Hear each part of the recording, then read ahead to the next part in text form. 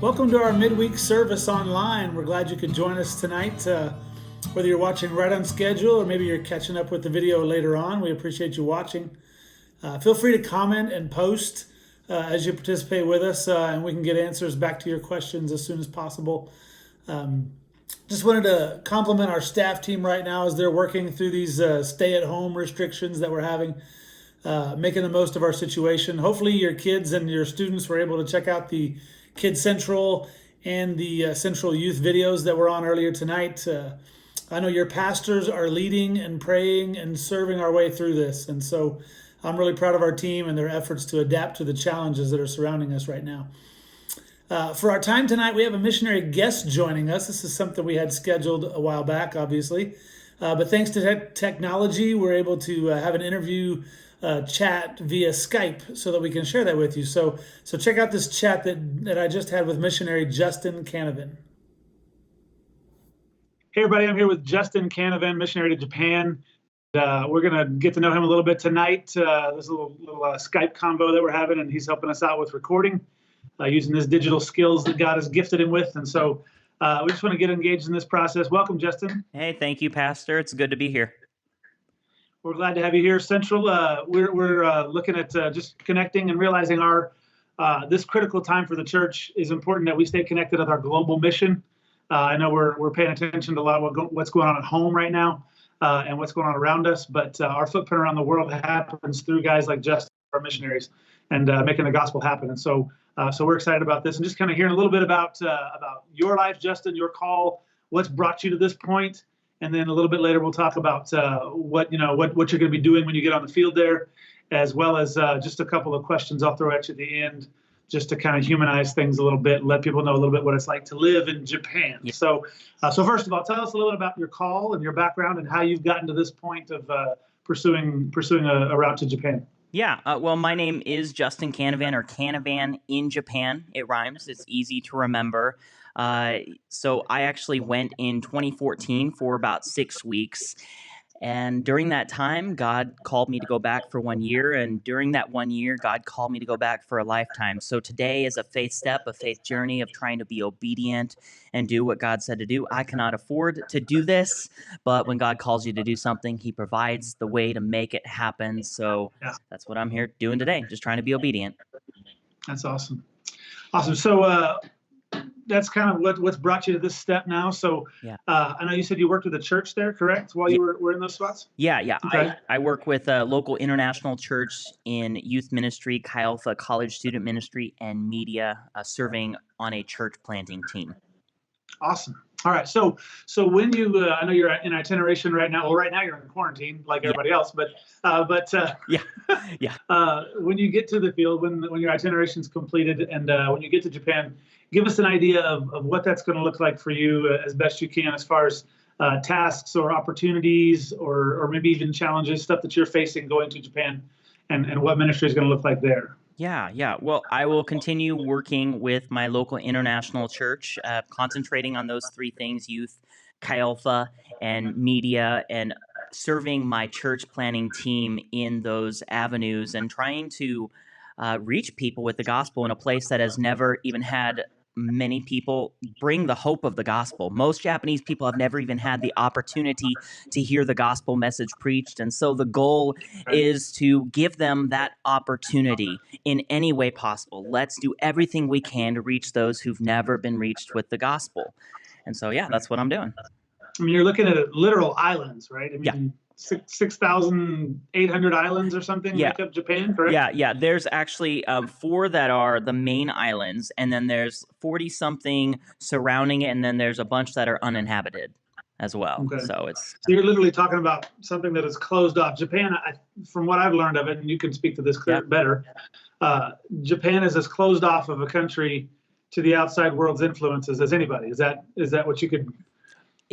maybe not media, right, but as far as culture goes, they are super isolated in some of those areas. Right. Well, in one hand, they are very much Japanese centric. They love Japan. They love their culture. They love their tradition. And so because they're a group honor culture, everything's about being what's doing what's good for their community and group and honoring their tradition. And so, in one sense, yes. On the other hand, they've opened up. They love American culture. Actually, Okay. they Yeah. love American music, movies, and stuff like that, and French culture as well. But yeah, so both and. Awesome. All right. So you're seeing there's a lot of opportunity there. I know I looked up some stuff on demographic and Yeah. things, and there's it's an older population as Right. far as there's a lot of seniors. They live longer than we do here in America Right. on average. Yes. So you've got a real senior kind of culture opportunity there, and it's very honoring in that. Mm-hmm. We were just talking a little while ago about the idea of shame and cultural what's allowed and what's not allowed, and when those conversations come up or they don't come up because you're not supposed to talk about Right.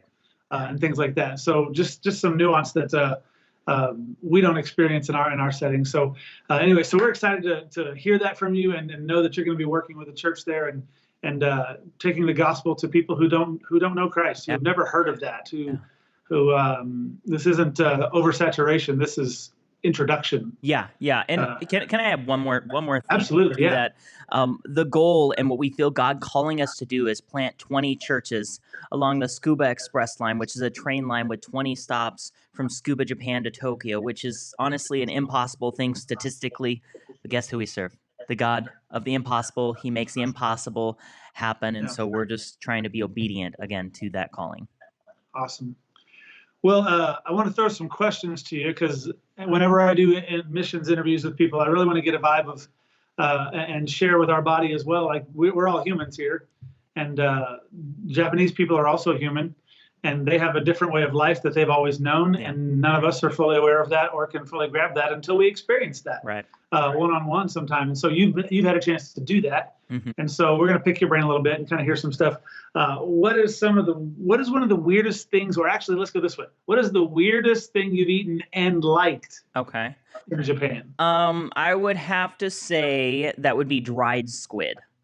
Dried squid is actually really good. It's kind of like beef jerky, just with a little bit of a fishy aftertaste and kind of the fishy smell, but it's kind of addicting and it's also cheap. So that was my go-to snack from convenience or convenience stores there.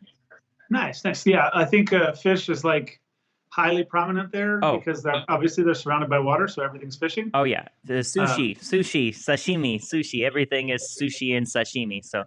All right. Well, hey, tell us about the seasons, the weather and climate there. What is your favorite season there?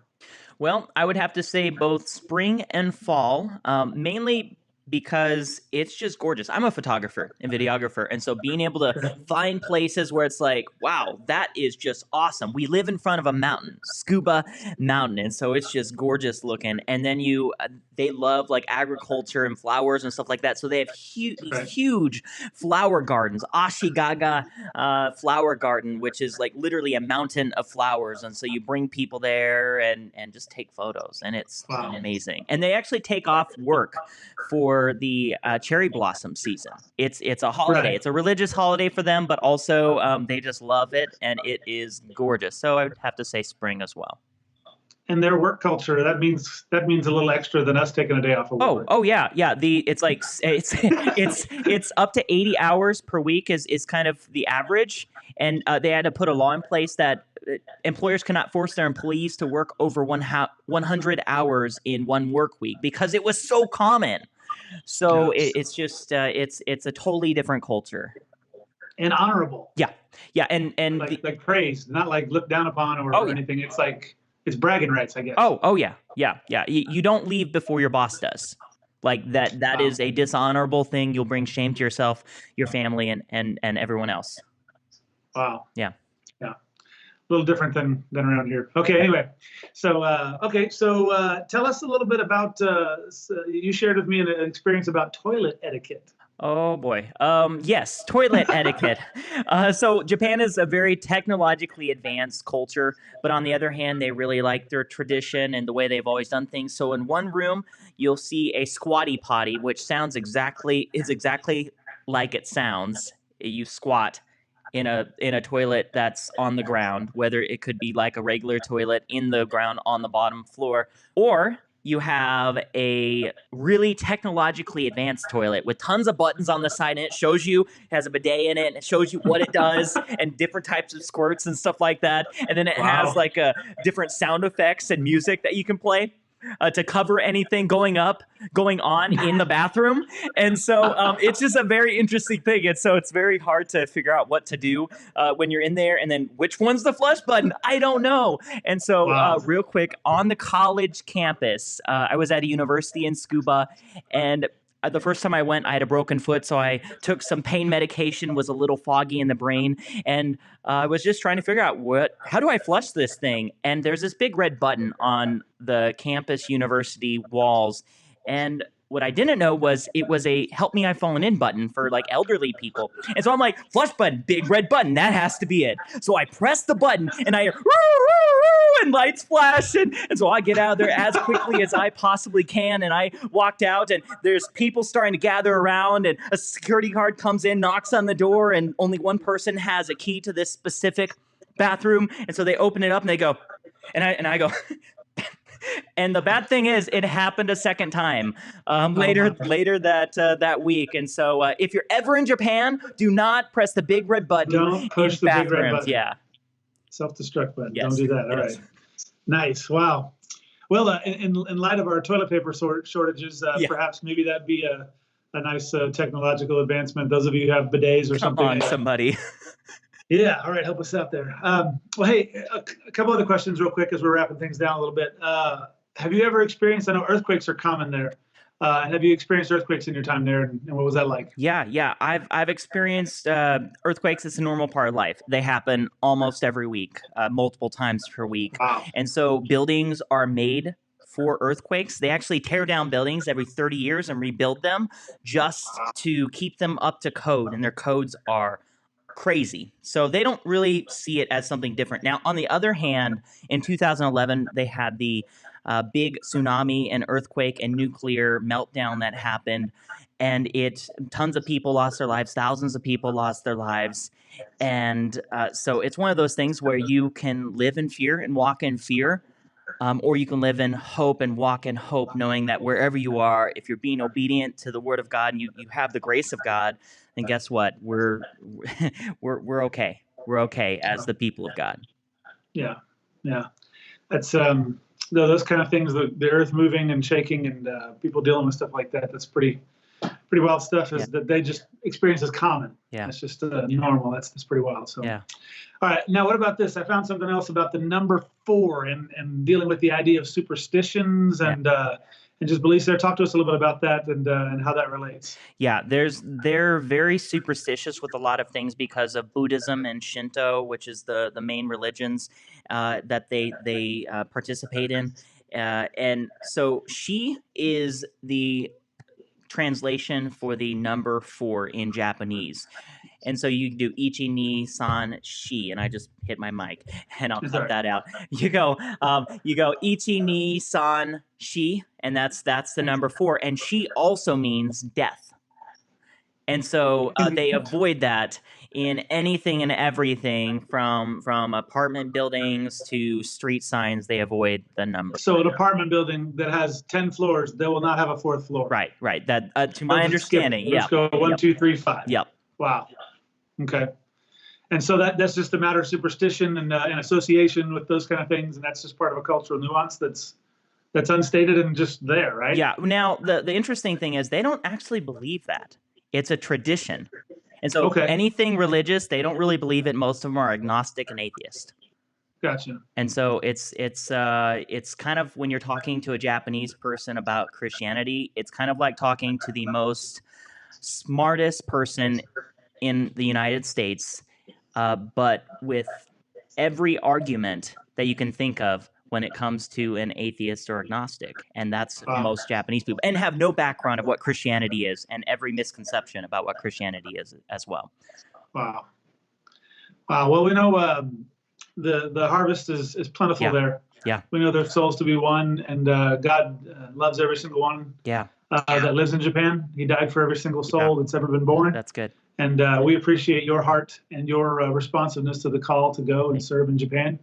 and be in ministry there and take the light of the gospel of Jesus Christ. That's the only way they'll know. Yeah, that's exactly. It's the only way they'll find out is if somebody goes and humanizes this gospel and makes it present in their world so they can see what compassion and love looks like. Yeah.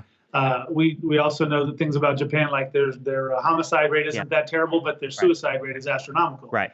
And that darkness and that hopelessness without hope is that's where people crash. And so we appreciate you sharing hope with us and hope for Japan. Yeah. And giving your time and your life and your days and your breath to be there. We appreciate you, man. Thank you very much. ありがとうございました。Awesome. Hey, banzai. Banzai! Yeah. Jamata! So missions is the real reason that the Assemblies of God exists, and not to have services, but to go and make disciples. That's the idea. So allow me to speak to that challenge real quick as we wrap things up tonight. That commission as we close. We are on a mission, not to have church, but to be the church, living out the gospel for lost souls. Our local and global impact is leveraged when we unite together, when we come together as a body, but it's maximized when we go, using every opportunity that God is leading us through. Global impact of our mission support is critical to the mission. That keeps it going around the globe nonstop through guys like Justin and other missionaries that serve that way. So please keep that support rolling. The local impact of our church, being that presence in our city, is also vital. Keep that support coming as well. But most importantly, pray and seek and find those moments that God can use to share Christ where you are through your life. Invest in your kids. Reach out to a neighbor. Bless your coworkers. Ramp up your prayer time and awareness of the needs of others, and let God shine through you. Be sure to catch our online service formats on Facebook and through our website and YouTube, the sites and videos as they're posted.